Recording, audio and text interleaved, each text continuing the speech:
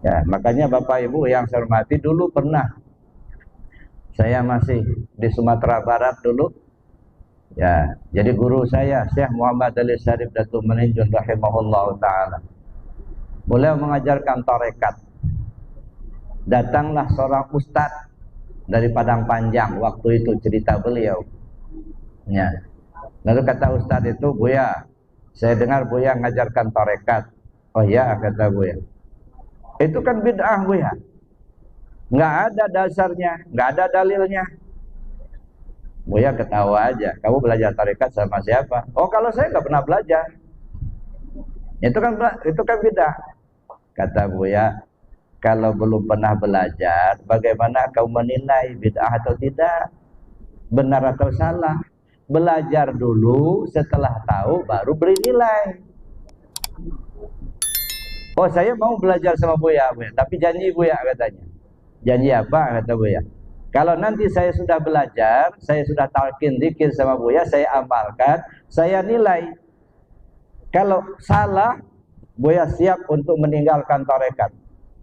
"Boleh," kata Buya, "tapi sebaliknya, kalau ternyata tarekat ini benar, kamu harus siap mendakwahkan kemana-mana.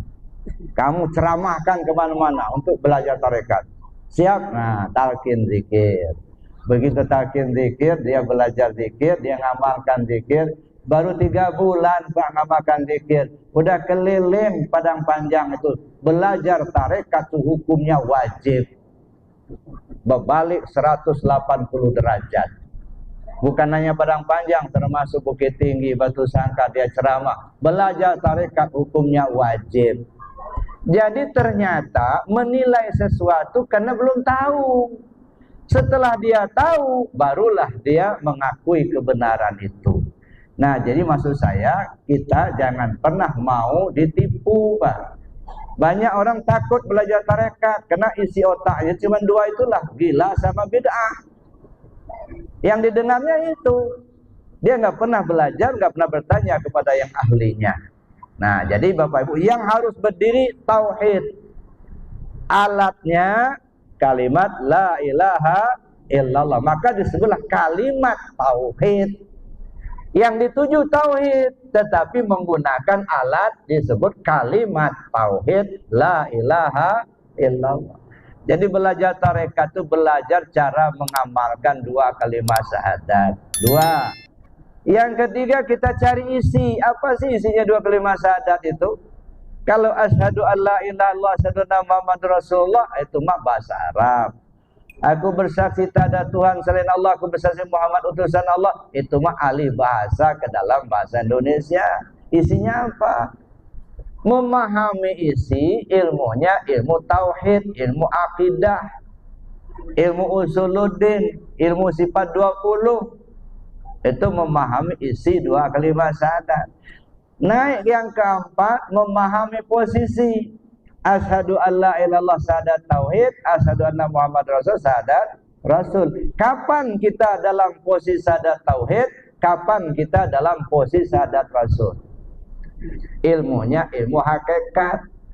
Yang kelima, baru kita belajar gimana cara memakai 2 kalimat syahadat. Kok hidup bisa dipakai, kok mati bisa ditompang.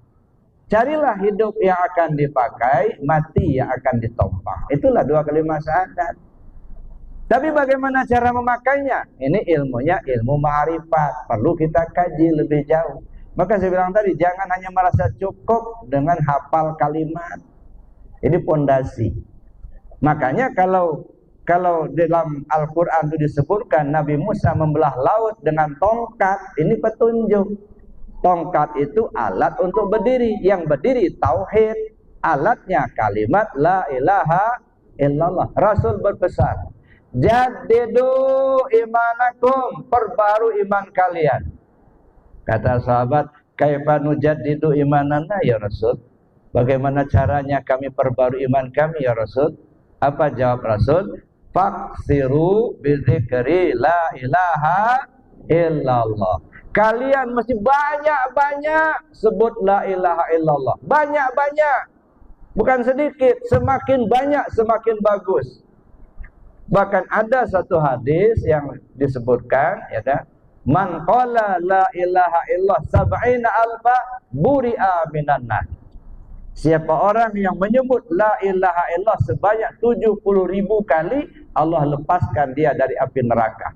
Ini yang disebut dengan zikir ataqah, pembebasan diri dari api neraka. Nah, sudahkah kita menjalankan itu? Nah, ini perintah Rasul. Rasul perintahkan kalian banyak-banyak sebut la ilaha illallah, kata Rasul, untuk berbaru iman. Nah, perintah ini sudahkah kita jalankan? Nah, ini salah satu petunjuknya, perlu kita amalkan. Begitu juga dalam zikir di dalam hati, yang Allah perintahkan langsung, wazkur rabbaka fi nafsik. Sebut nama Tuhanmu pakai hatimu, tadarruan wa khifatan, dengan rasa rendah diri, rasa takut kepada Allah. Wa dunal jari minal qaul, enggak usah pakai suara. Bil ghudu wal asal, pagi, sore, siang, malam, sehat, sakit, lapang, sempit, di darat, di laut, di udara, di mana saja, kapan saja. Wala takum minal ghafilin, kamu jangan sampai lalai, kata Allah. Sedetak jantung, sehembus napas tidak ingat Allah, namanya lalai. Sudahkah perintah ini, petunjuk ini kita jalankan? Nah, jangan dikatakan itu bid'ah lagi itu. Ini perintah Allah. Maka saya bilang tadi, Al-Quran itu perintah, Al-Quran itu petunjuk. Cuman kadang-kadang kita cuma hanya bisa baca, tapi tidak menjalankan petunjuk itu gitu. Nah, ini diantaranya Bapak Ibu yang saya hormati, untuk mencapai kebahagiaan dunia tadi, ya 3. Yang pertama, siapa orang takwa kepada Allah, Allah berikan jalan keluar dari segala kesulitannya, Allah berikan rezeki yang tak terduga.